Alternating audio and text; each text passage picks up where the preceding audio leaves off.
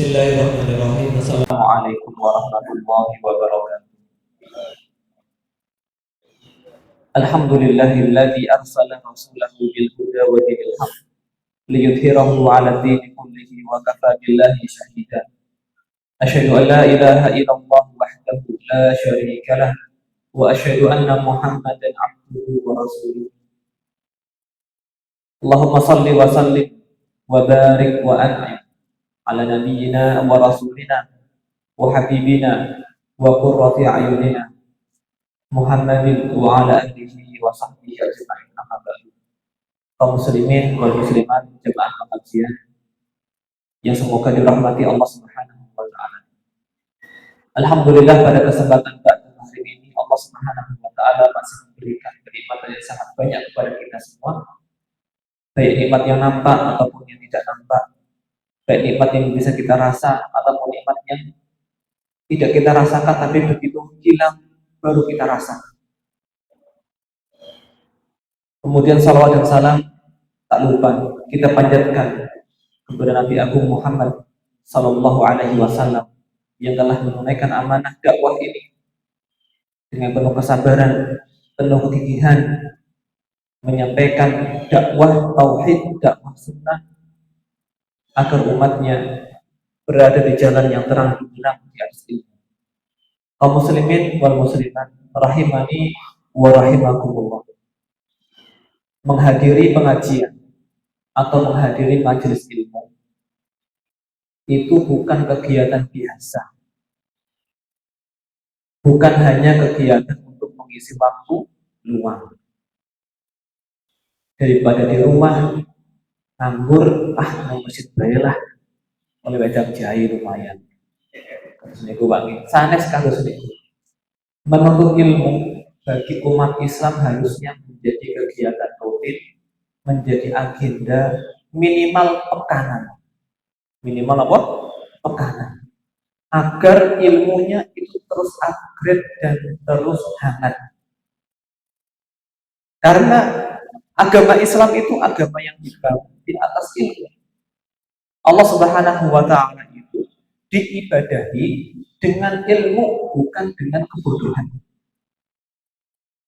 Oleh karena itu, Bapak dan Ibu, surat atau ayat yang pertama itu adalah perintah untuk membaca. Iqra bismi rabbikal ladzi khalaq. Bacalah. Mengkajilah. Dan Nabi Shallallahu Alaihi Wasallam tidak tanggung-tanggung memberikan keutamaan bagi orang yang mau belajar ilmu agama ini, mau berkumpul di masjid lantaran ikhlas. Memang ada keinginan meningkatkan kapasitas diri, meningkatkan keimanannya, meningkatkan keilmuannya karena Allah Subhanahu wa taala. Dan kita kumpul di sini insya Allah ikhlas. Insya Allah. Karena kalau seandainya kita pengen dunia, kita nggak punya apa-apa di sini. Panitia tidak bisa ngamplopin jenengan setunggal. Nopo lewu boten. Gila. Dan Nabi Shallallahu Alaihi Wasallam mengatakan seperti diriwayatkan oleh Abu Ya'la Al-Bazzar atau Broni dari sahabat Anas bin Malik radhiyallahu taala. Rasul Shallallahu Alaihi Wasallam mengatakan, "Ma min qaumin ijtama'u," tidak ada kelompok orang yang mereka berkumpul yad'urunallaha azza wa jalla la yuriduna bidzalika illa wajhu. Mereka berkumpul mengingat Allah. Dan majelis ilmu adalah majelis mengingat Allah Subhanahu wa taala. Tidak menginginkan kecuali wajahnya, kecuali pahalanya. Illa nadahum munadin minas sama, kecuali ada yang menyeru dari arah langit sana, angkumu maghfuran lakum. Kalian silahkan nanti ketika sudah selesai pergi ke rumah masing-masing, selain membawa ilmu juga sudah menyandang status maghfur. Maghfur itu apa? Diampuni dosanya. Qad budilatis sayyi'atukum hasanatin. keburukan-keburukan kalian, keburukan kita semua Pak Aki, diganti dengan kebaikan. Dan ini keutamaan yang kalau kita cermati luar biasa sekali. Oleh karena itu Bapak dan Ibu, menuntut ilmu, thalabul ilmi, pengajian itu harusnya menjadi agenda utama kita. Agar apa? Tetap mendapatkan keutamaan yang luar biasa sekali ini. Bapak dan Ibu rahimani wa rahimakumullah. Di pertemuan yang lalu kita sudah menyebutkan beberapa hal dan saya ingin singgung sedikit bahwasanya orang yang sudah niat kurban itu boleh untuk membatalkan. Ada yang tidak boleh membatalkan kapan? Ketika sudah menentukan hewan kurbannya. Dia menunjuk misalkan, ini sapi. Kalau dia punya sapi Pak, atau punya kambing. Ini kambing saya kurbankan. Dengan dia mengucap, maka tidak boleh mundur. Maka tidak boleh mundur. Dia harus lanjut untuk berkurban. Boleh mundur atau boleh mengcancel kapan? Ketika kambing itu diganti dengan semisalnya atau diganti yang lebih baik, itu baru boleh. Tapi kalau seandainya tidak apa-apa, Pak mundur, batal. Harus akeh kayaknya Pak, bisa kasih kurban, desa masuk kakean, nggak boleh seperti itu. Kemudian dia mundur, tidak diperbolehkan yang seperti itu. Kemudian poin berikutnya kemarin sudah disinggung tentang adab-adab dalam menyembelih. Itu intinya Pak. Kalau mau ditarik kesimpulan dan adab-adab yang lain itu cabang dari ini adalah berbuat baik ketika menyembelih, berbuat baik kepada hewan. Jadi hewan itu punya hak atas kita, punya peri kehewanan, bukan diperlakukan semena-mena. Ya kan? Nabi Shallallahu Alaihi Wasallam mengatakan, Inna Allah, sesungguhnya Allah Subhanahu Wa Taala telah menetapkan kepada kalian untuk berbuat baik kepada segala sesuatu. Fa'idha qataltum fa'ahsinul qitlah. Kalau mau membunuh, perbaguslah cara membunuhnya. Kalau mau menyembelih, perbaguslah cara menyembelihnya. Falyuhidda ahadukum syahrotahu. Maka kalau menyembelih, pastikan siapkan pisaunya dengan pisau yang paling tajam, dipertajam tuh pisaunya. Jangan menyembelih dengan pisau yang pedul, melasin tempat. Yang melas sapi ini, melas produksi, yang melas yang nyembelih, angel, ya kan? Berarti Pak, kita tarik kesimpulan di sini Pak. Kalau seandainya orang berusaha mencari gaman yang tajam,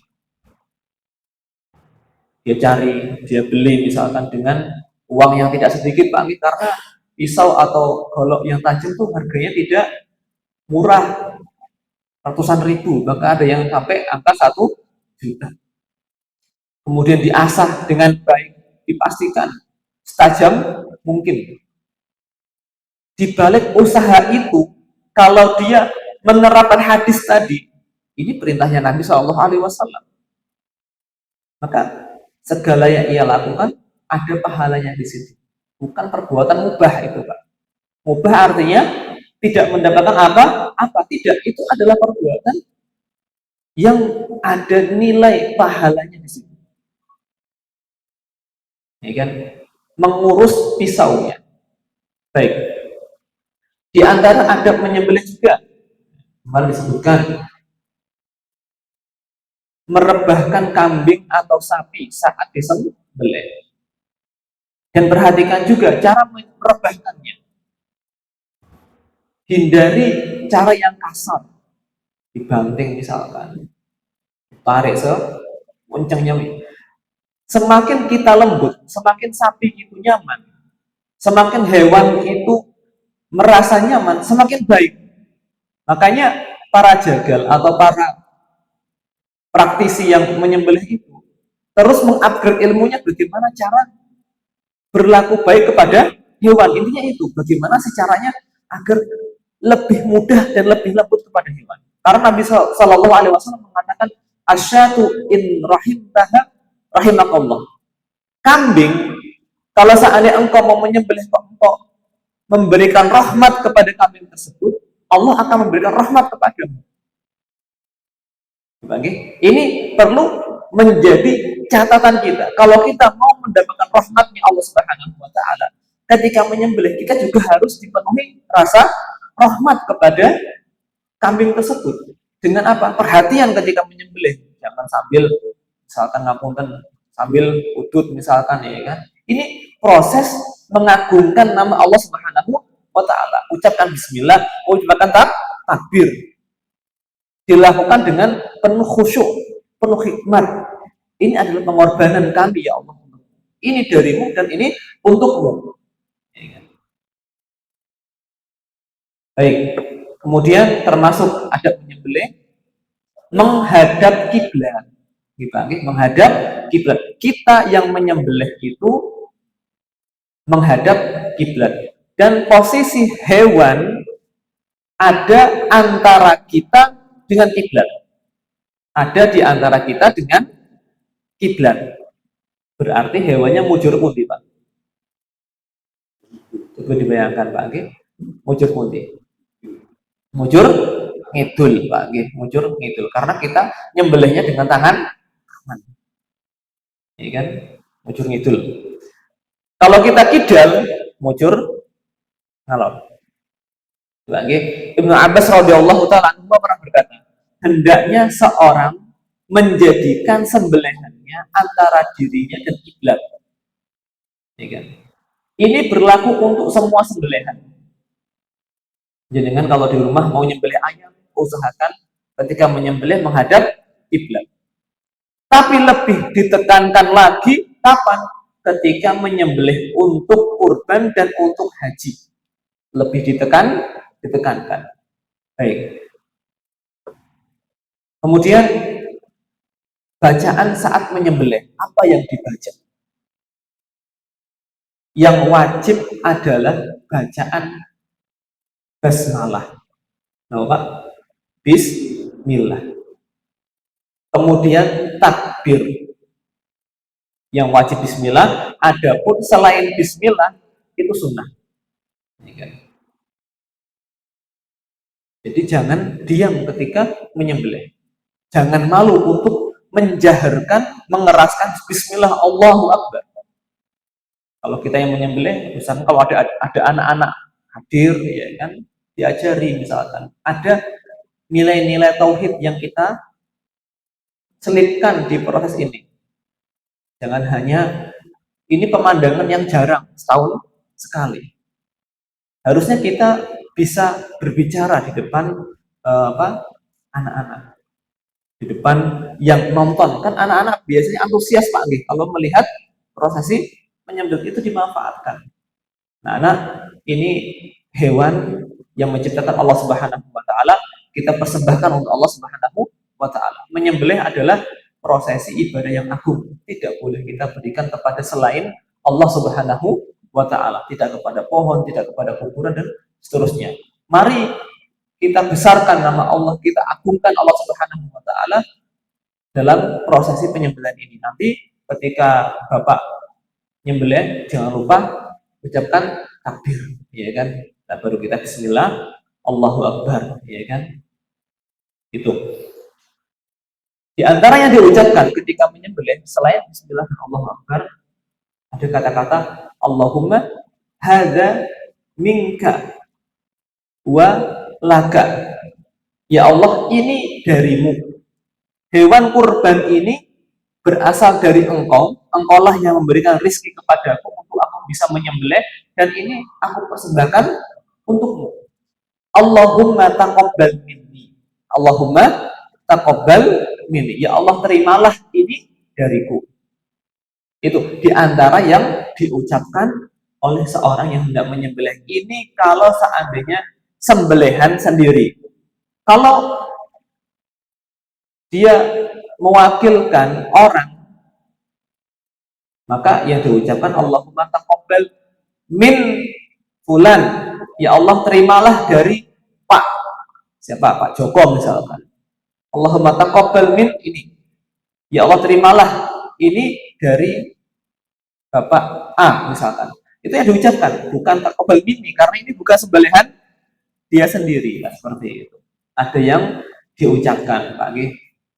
Baik, saya ulang lagi, yang wajib untuk diucapkan adalah Bismillah. Yang lain takbir dan doa atau harapan, ya Allah terimalah ini dariku, itu hukumnya sunnah, diucapkan tidak apa-apa. Dan seyogianya yang mau menyembelih itu tahu ini yang mau disembelih kambing punya siapa, ini sapi punya siapa, ya kan? Dibacakan tidak masalah, bahkan ini termasuk sunnah, ya Pak ya. Dibacakan Allahumma taqabbal min fulan. Kalau sapi bertujuh orang yang disebutkan, kalau sapi yang disebutkan 7 orang, kalau kambing ya satu. Kemudian yang berikutnya termasuk fikih dalam menyembelih adalah tidak boleh menjual bagian dari hewan kurban. Panitia atau wakil dari sahibul kurban, bahkan sahibul kurban sendiri tidak boleh menjual daging kurban. Bu bisnis apalagi Pak Angge. Terutama biasanya yang sering dijual adalah kulitnya. Kulitnya Pak Angge tidak diperbolehkan. Boleh menjual daging kurban kapan? Ketika kita menerima daging kurban dari orang lain, maka boleh kita jual. Tapi kalau kurban kita sendiri tidak boleh, karena daging ini sudah kita persembahkan untuk Allah Subhanahu wa taala, tidak boleh kita ambil manfaat duniawinya. Di antara manfaat duniawinya apa Pak? Dengan kita jual. Baik. Imam Ahmad berkata, Subhanallah, bagaimana mungkin ia menjual bagian dari sesuatu yang telah ia persembahkan kepada Allah Subhanahu wa taala.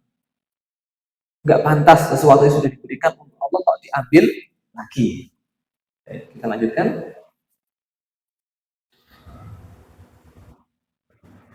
Permasalahan yang ke-56. Namun, jika kulit hewan kurban digunakan untuk keperluan pribadi, kita menyembelih sapi, kulitnya kita pakai, kita ambil, terus kita samak,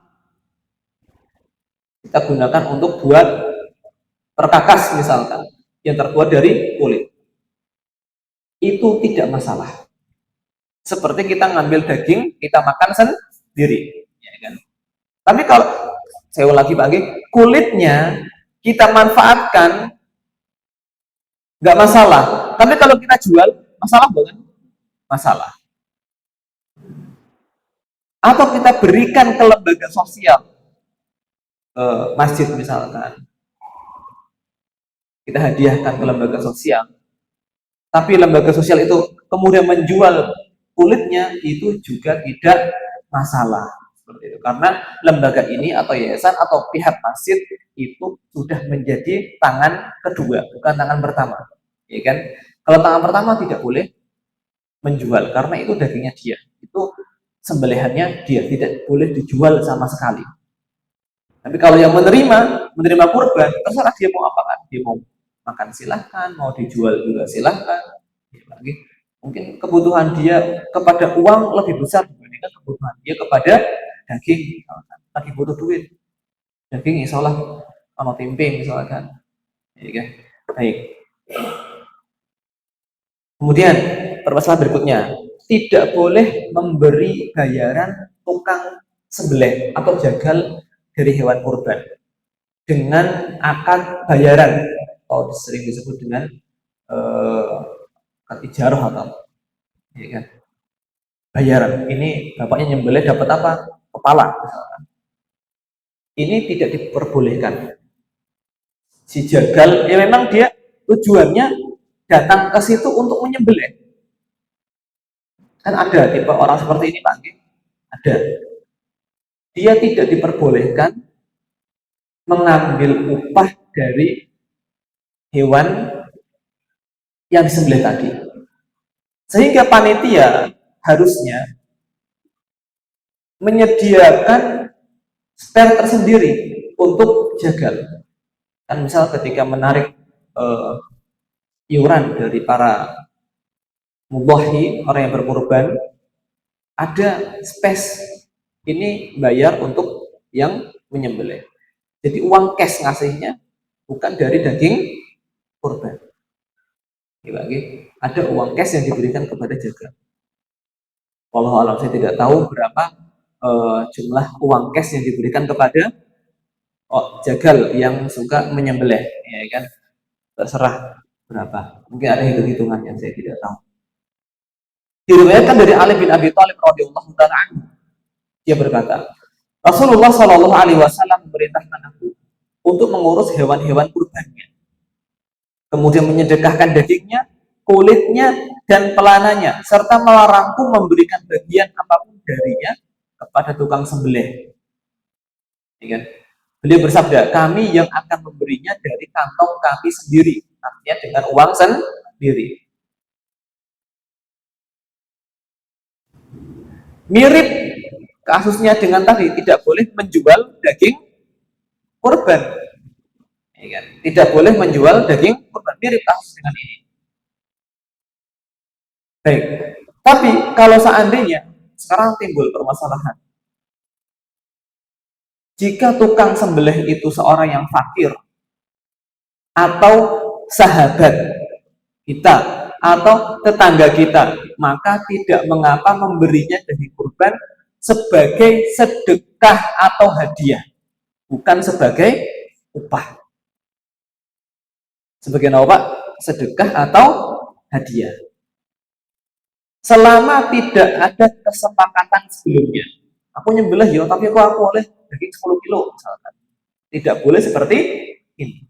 Sedekah ya seadanya, hadiah juga seadanya. Ini bukan akad upah dari menyembelih, maka yang seperti ini adalah diperbolehkan. Bahkan dia termasuk yang lebih utama untuk diberi. Siapa itu tadi? Tetangga yang bantu, ya kan? Teman-teman yang bantu mulai, ya kan? Itu lebih berhak untuk diberi hadiah ataupun sedekah jika dia orang miskin, ya kan? Dari hewan kurban tersebut. Saya tadi menyebutkan kata-kata sedekah, nanti juga akan dibahas, tapi nggak masalah, saya singgung sedikit pakai sedekah dengan daging kurban, memberikan hadiah dengan daging kurban. Ini sama-sama memberi, tapi niatnya beda, atau objek yang diberi itu beda. Kalau sedekah daging kurban, yang diberi itu orang yang derajat sosialnya atau ekonominya itu di bawah kita, namanya sedekah. Tapi memberi hadiah daging kurban itu kepada orang yang derajat sosial itu setara dengan kita atau lebih tinggi dibandingkan kita, itu namanya bukan sedekah. Kalau kita memberikan kepada orang yang lebih kaya dibandingkan kita, beli mobil misalkan Pak Andi, DWB motore wes Arapatia layak, kita memberikan kepada dia bukan sedekah namanya, tapi hadiah. Hadiah dalam bahasa Arab, tapi bukan bahasa Indonesia. Bahasa Indonesia, hadiah itu artinya dengan menang sesuatu. Nah, itu namanya hadiah. Tapi kalau bahasa Arab bukan. Hadiah adalah pemberian kepada orang lain yang derajat ekonomi itu di atas kita. Baik, sehingga tidak masalah memberikan jatah lebih sebagai bentuk sedekah ataupun hadiah kepada karib kerabat kita yang membantu proses mengolah daging kurban. Wallahu ta'ala a'lam bishawab. Kemudian poin berikutnya, disunahkan bagi orang yang berkurban untuk memakan sebagian daging kurbannya. Satu, memakan sebagian daging kurbannya. Tidak disedekahkan semua. Tidak disedekahkan semua. Yang kedua, menghadiahkan sebagian kepada kerabat atau tetangga. Yang kedua, ada kata hadiah Pak tadi. Yang ketiga, menyedekahkannya kepada sebagian orang miskin. Jadi ada 3 pembagian untuk daging kurban. Yang pertama untuk diri sendiri, yang kedua untuk dihadiahkan kepada orang yang satu level atau lebih tinggi, yang ketiga disedekahkan, disedekahkan, yaitu kepada orang-orang yang miskin. Allah Subhanahu wa taala berfirman dalam surah Al-Hajj ayat yang ke-28, "Fakulu minha wa at'imul ba'isal faqir." Makanlah sebagian dari daging kurban dan berilah makan kepada orang yang sengsara serta fakir. Ya kan? Allah Subhanahu wa taala juga mengatakan dalam surah Al-Hajj ayat yang ke-36, makanlah sebagian dari daging kurban itu dan berilah makan kepada orang yang rela menerima meskipun tidak meminta, dan orang yang meminta-minta. Mau dia minta, semua dikasih saja, Pak. Kan ada orang yang tidak minta dari korban, kasih saja tidak masalah. Ada yang minta juga, Pak, dari awal sampai pembagian nengarep terus, Pak, datang lihatin, itu kasih, jangan sampai nggak dikasih. Bisa nganyuk bahasa Jawanya, Pak, bunyi cat isuk bentuk awan di situ terus, dia nggak bantu tapi lihatin terus, dia pengen kasih. Yang nggak ke situ walaupun nggak bantu juga dikasih. Pokoknya hari Idul Adha adalah yaumu aklin wa syurbin, waktunya makan, waktunya minum, harus merasakan nikmat semuanya. Lantas kalau seandainya ada orang yang menyembelih hewan di kampung lain atau menyembelih hewan di daerah lain, boleh atau tidak? Jawabannya adalah boleh saja. Apakah harus makan dagingnya? Tidak harus. Kenapa? Karena tadi hukum memakan daging itu adalah sunnah saja. Tapi menyedekahkan sebagian dari hewan kurban itu hukumnya wajib. Kalau seandainya disedekahkan semua itu boleh, kalau dimakan semua untuk sendiri tidak boleh. Harus ada yang disedekahkan atau diberikan kepada orang lain. Sekarang permasalahan berikutnya.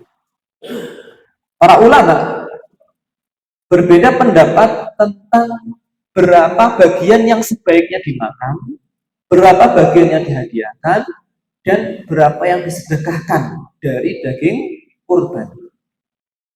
Berapa sih?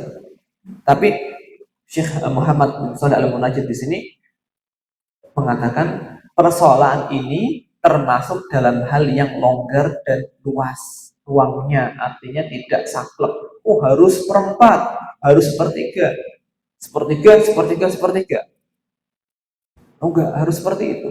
Kalau mau sepertiga dimakan, sepertiga dihadiahkan, dan sepertiga disedekahkan, ini bagus. Ini pendapat yang paling kuat. Tapi kalau seandainya melesat sedikit, oh kebutuhannya sepertinya sahibul kurban tidak terlalu doyan daging, ya 1/5 nggak masalah, nggak masalah 1/5. Yang lain disedekahkan nggak masalah. Atau hanya sedikit, sekresek cukup lah. Yang lain untuk fakir miskin atau untuk karib kerabat, nggak masalah yang seperti itu. Tidak perlu diperdebatkan. Harus sepertiga.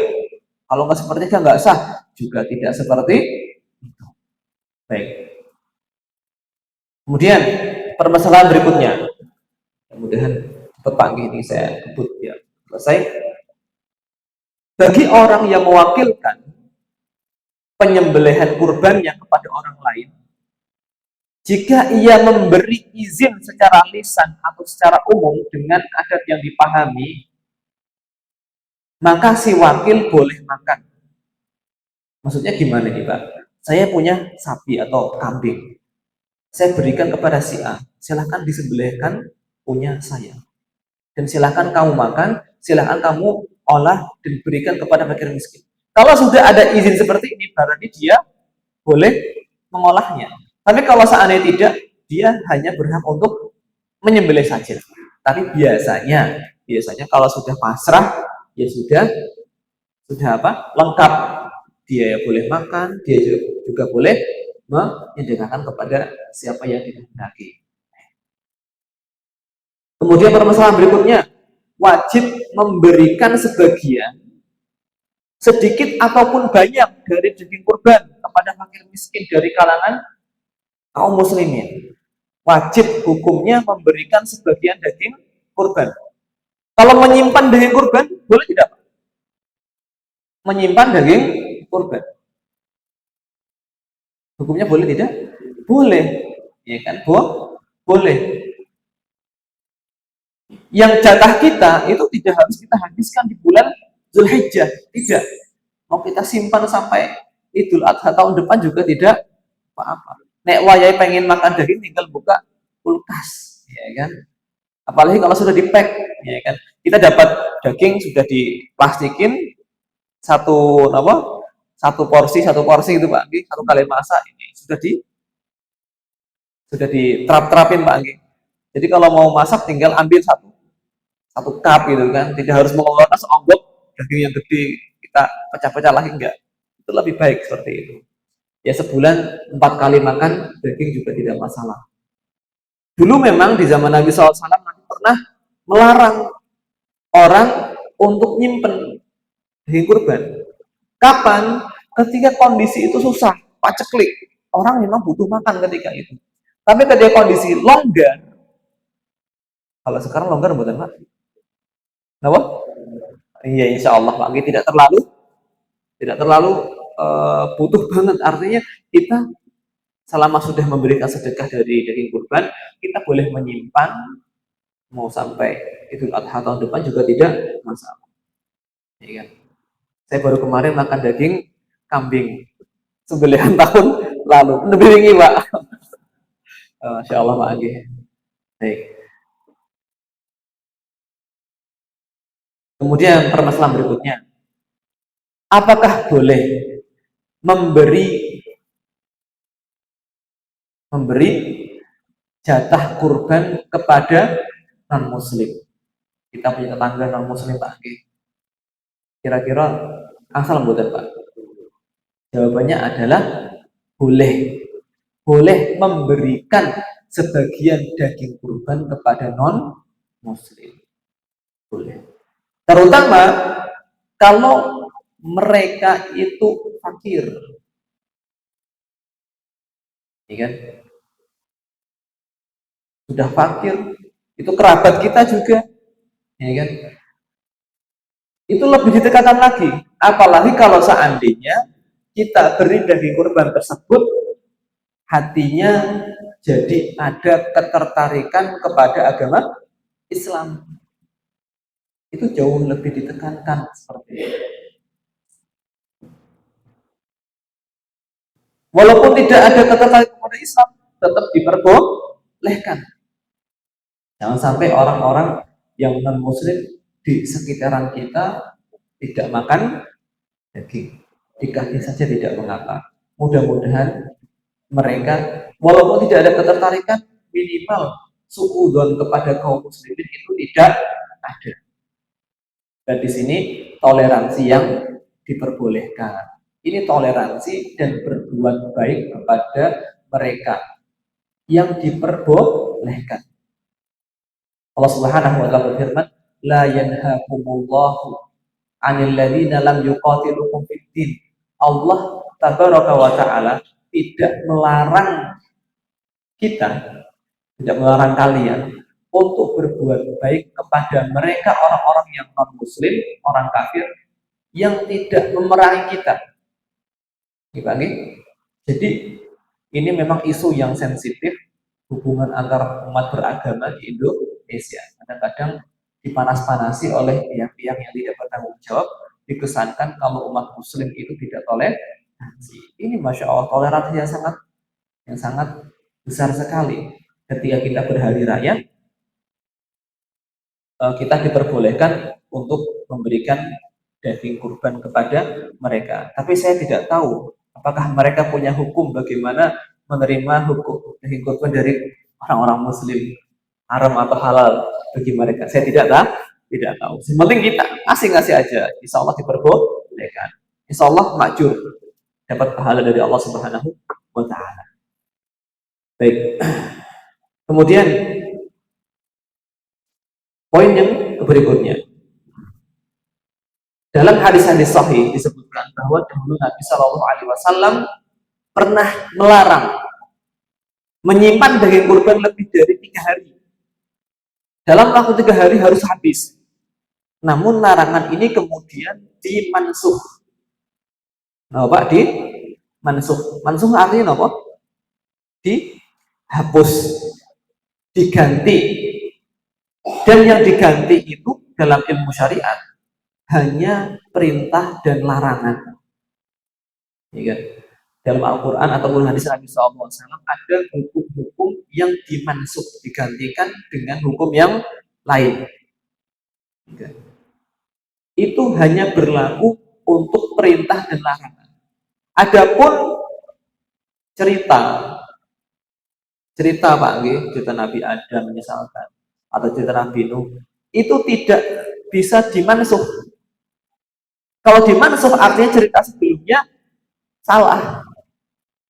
Yang dimansuh niku hanya perintah dan larangan. Contohnya ini, dulu Nabi Shallallahu Alaihi Wasallam melarang untuk menyimpan daging kurban lebih dari 3 hari.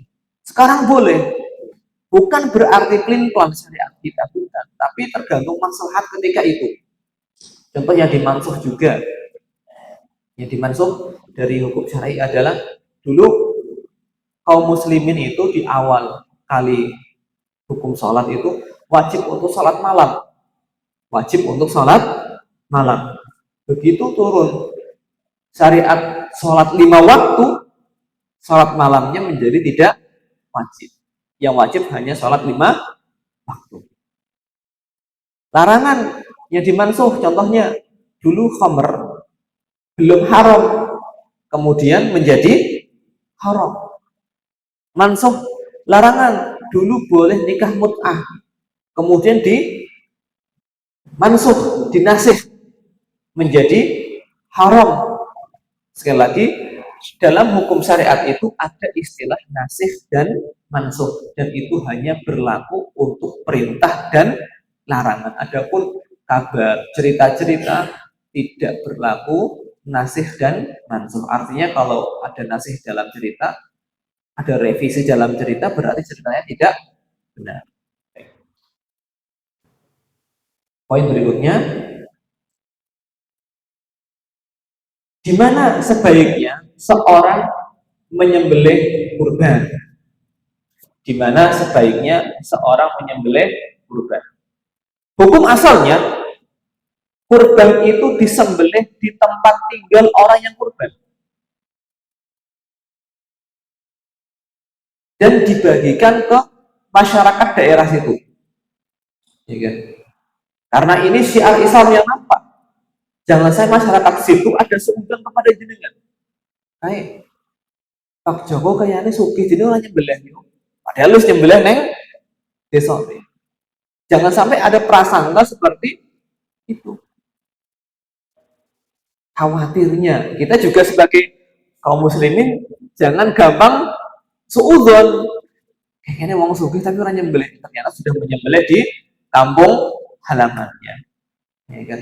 Yang kaya juga jangan mudah untuk disuudzoni. Ya, kalau seandainya bisa nyembelih di sini ya di sini. Kalau mau nyembelih tempat lain, usahakan di sini juga menyembelih. Karena tidak mengapa seorang menyembelih lebih dari 1 hewan kurban, nggak masalah. Tidak dibatasi berapa jumlahnya. Menyembelih 100, okay, monggo. Baik. Saya ulangi lagi. Hukum asalnya kurban disembelih di tempat tinggal orang yang berkurban. Namun boleh juga menyembelih atau menyalurkan kurban keluar daerah. Kapan? Jika ada kebutuhan atau maslahat syar'i. Seperti contoh misalkan, di tempat dia tinggal, daging kurban sudah melimpah. Pagi-pagi daging kurban sudah melimpah. Sementara di tempat yang lain sedang ada krisis pangan atau mereka itu kebanyakan fakir miskin yang tidak pernah makan daging, maka tidak masalah untuk dialihkan ke sana. Mengalihkan daging kurban hukumnya tidak masalah. Tapi kalau seandainya yang menyembelih kita tahu dan mengalihkannya dalam bentuk daging, dan dulu sempat ada inovasi dibagikan sudah dalam bentuk kalengan Pak agar lebih awet juga tidak masalah, agar distribusinya itu lebih jauh dan lebih awet. Kemudian permasalahan yang ke-66, orang yang sedang berada di luar negeri dan tidak bisa menyembelih sendiri boleh mewakilkan kepada orang lain di negerinya untuk menyembelih, atau mewakilkan orang lain untuk membeli. Dia telepon dari luar negeri, kerja di luar negeri, misalnya kerja di Amerika, ya kan? Kemudian dia nelpon keluarganya, Pak, tolong belikan saya sapi, kemudian sembelihkan dan tolong bagikan kepada fakir miskin. Ini tidak mengapa, tapi dia harus bisa berwasiat atau pesan yang agak serius. Nanti yang menyembelih kriteria seperti ini, jangan sembarang orang, jangan sembarang orang, khawatir nanti yang menyembelih itu tidak baca bismillah atau kurang profesional. Yang menyembelih harus orang yang sudah profesional dalam menyembelih. Itu tidak masalah. Oke. Baik, saya ulang lagi, orang yang sedang di luar negeri, di luar daerahnya, boleh mewakilkan dalam hal membeli, kemudian dalam hal menyembelih, dan mewakilkan untuk membagi hewan kurban kepada kerabatnya yang ada di kampung halamannya. Begitu pula seorang yang merantau, kalau di Jakarta dia menyembelih di kampung, tidak masalah seperti itu. Tapi tetap sebetulnya yang lebih utama itu menyembelih sendiri. Dibanding yang lebih utama itu menyembelih sendiri. Tapi kalau seandainya ada udzur yang seperti ini atau kebutuhan-kebutuhan khusus, ada masalah-masalah, kadang keutamaan menyembelih sendiri itu bisa kalah dengan masalah ini. Gitu Pak. Baik, yang terakhir, kurban itu tidak bisa menggantikan akikah. Sehingga niat kurban tidak bisa digabung dengan niat akikah karena duanya itu ibadah yang tersendiri, sehingga niatnya tidak bisa ditasyrik, tidak bisa digabung. Masing-masing adalah ibadah yang tersendiri, sehingga salah satunya tidak bisa menggantikan yang lain. Wallahu ta'ala a'lam bissawab. Akhirnya buku kita yang saya bagikan ke jenengan lewat PDF selesai juga pagi pembahasannya dalam beberapa pertemuan, 3 kali pertemuan, dan semoga Allah Subhanahu wa taala menerima amal ibadah kurban kita semuanya di tahun ini. Yang belum bisa kurban, semoga diberi kelapangan dalam hal harta, kemudian diberikan kelapangan dalam hal hati untuk bisa menyembelih di tahun ini. Yang sudah atau yang akan menyembelih, tolong diperbaiki lagi niatnya. Ini adalah dari Allah Subhanahu wa taala, ini untuk Allah Subhanahu wa taala. Harus diperbaiki niatnya, ini ikhlas lillahi ta'ala. La yanalallaha luhumuha wala dima'uha walakin yanaluhu taqwa minkum. Ini kurban itu yang sampai kepada Allah bukan dagingnya, bukan darahnya, tapi yang sampai kepada Allah Subhanahu wa taala adalah ketakwaan dari kita, orang yang menyembelih, keikhlasan dari kita. Sebagai sejauh mana kita ikhlas? Apakah kita menyembelih karena tidak enak sama tetangga? Kalau sebelum tahun nyembelih, si orang nyembelih orang kepenak kayak. Jangan sampai seperti itu. Wallahu ta'ala a'lam bishawab.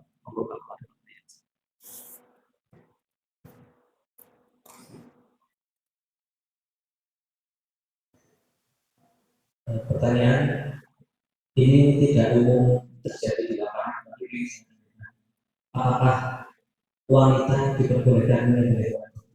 Masya Allah. Wanita apakah boleh menyembelih hewan kurban? Nek wani nggih mboten napa-napa.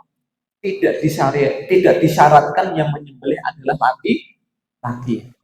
Wong sing lanang iki kadang ora wani, mana-mana sing wadon bagi tidak masalah. Kalau seandainya berani wani monggo nyembelih. Tapi biasanya tidak ada. Kenapa? Sing nyekeli lanang kafir isin sebab. Kita dulu.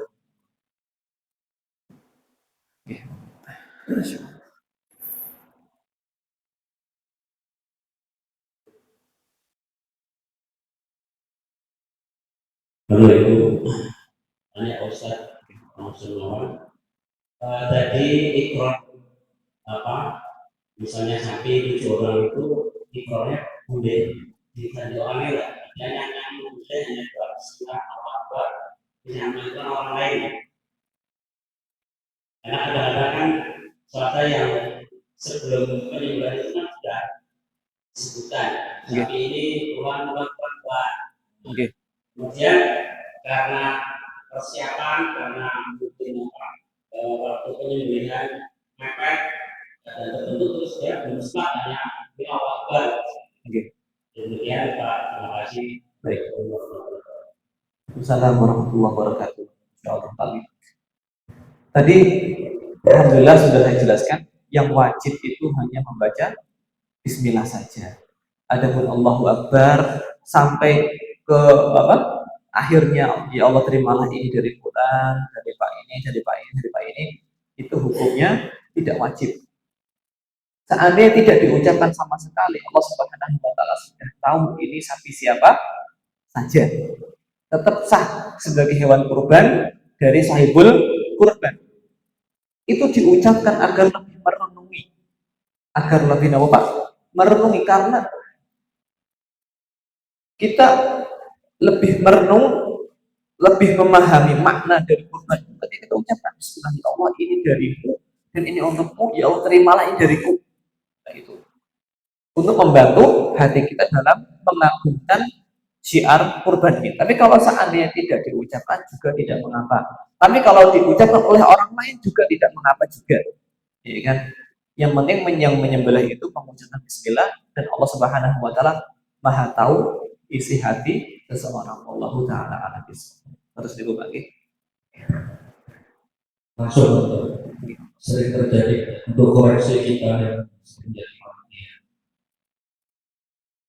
terkait tadi sering perlakuan yang berubah sampai pemotongan dan pembagian. Kita sering lihat di omongan teman-teman panitia itu sudah istilahnya ngopeni cara kita mensikapi kita sebagai panitia mengkoordinir teman-teman panitia itu karena mungkin dia kalau sudah pada kami kan sudah itu bertanggung jawab kita di khusus panitia dan itu sering terjadi. Kita selama ini sering seperti istilahnya cuek pembiaran dan itu berlarut-larut tiap kali ada kepanikan yang kurban pasti itu terjadi. Apakah itu nanti dari sisi kami sebagai panitia itu akan bertanggung jawab secara sepihak? Nah, baik. Panitia sudah membuka open hewan kurban Pak. Berarti dia sudah menyiapkan diri sebagai wakil sahibul kurban dalam menangani hewan kurban. Berarti mereka juga sudah siap untuk bertanggung jawab dengan segala apapun yang terjadi. Ya kan? Dari perlakuan kepada hewan kurban sampai membagikan. Karena dia sudah siap untuk menjadi wakil dari sahibul kurban. Makanya panitia juga harusnya tidak anti kritik. Tidak apa anti kritik. Yang menjadi ketua panitia juga seharusnya tetap upgrade ilmu bagaimana cara ngopeni hewan kurban yang baik. Alhamdulillah ada ilmunya ternyata Pak, itu semua ada ilmunya. Bahkan kalau seandainya hewan kurban itu cacat atau kemudian mati karena kelalaian dari panitia, maka panitia itu harus ganti. Kalau seandainya lalai, misalkan sapinya dibiarkan di luar, kemudian hilang dicuri orang, itu panitia wajib mengganti. Kecuali sudah ditaruh di tempatnya semestinya kemudian tetap hilang, panitia tidak wajib ganti ketika itu, ya kan? Tapi kalau panitianya bermudah-mudahan kok terjadi apa-apa dengan sapinya, tanggung jawab panitia, enggak gitu. Sekali lagi, panitia itu harusnya tidak anti kritik, membuka masukan dan terus menerus belajar, ya kan? Dan alhamdulillah sekarang media informasi banyak sekali, di YouTube juga banyak sekali bagaimana prosesi penyembelihan yang kurang secara adab syar'inya. Kita bisa lihat, kita bisa nilai ada yang visualnya kodol banget Pak Anggi, sampai mungkin ada 50 kali seperti ini belum putus-putus. Dicek semuanya, jangan sampai asal. Misalkan ada Bapak Kiai atau pisau jelasin paham, tolong dicek sedikit tajam atau tidak, khawatirnya dibawa kurang tajam. Wallahu a'lam. Kan Pak Anggi. Artinya dalam secara hukum seperti itu seperti sebagai contoh gini, Mas Yusuf itu kan ikut bantu motong-motong. Nah, saya lihat dengan mata kepala sendiri Mas Yusuf pakai kaki. Karena kilo saya tak lihat. Itu berlanjut, itu sering terjadi di supermarket. Ada kita posisi kita dari tahun ke tahun, itu koreksi aja. Oke Pak, itu khawatirnya dinamakan dengan gosok. Gosok itu diartikan dengan mengambil hak yang bukan haknya. Gosok sama dengan korupsi. Terus Pak, sama dengan korupsi. Jadi daging kurbannya tidak halal, menjadi daging kurban haram. Kalau seandainya kita melihat orang seperti itu, wantun, kalau berani mengingatkan, wajib diingatkan yang seperti itu. Wajib diingatkan, jangan dibiarkan. Memang penyakitnya seperti ini Pak di desa kadang-kadang. Wis, nopo mempotakkan dagingnya sendiri ini tidak diperbolehkan yang seperti ini. Haram hukumnya. Allahu ta'ala a'lam bishawab. Apalagi jenengan ketua panitia wajib diingatkan anggotanya yang suka mengumpetkan daging yang seperti ini. Allahu a'lam bishawab. Saya akhiri pengajian kita kali ini. Semoga Allah Subhanahu wa taala memberikan kita ilmu yang bermanfaat. Amin. Subhanallah wa bihamdika asyhadu an la ilaha illa anta astaghfiruka wa atubu ilaik. Wassalamualaikum warahmatullahi wabarakatuh.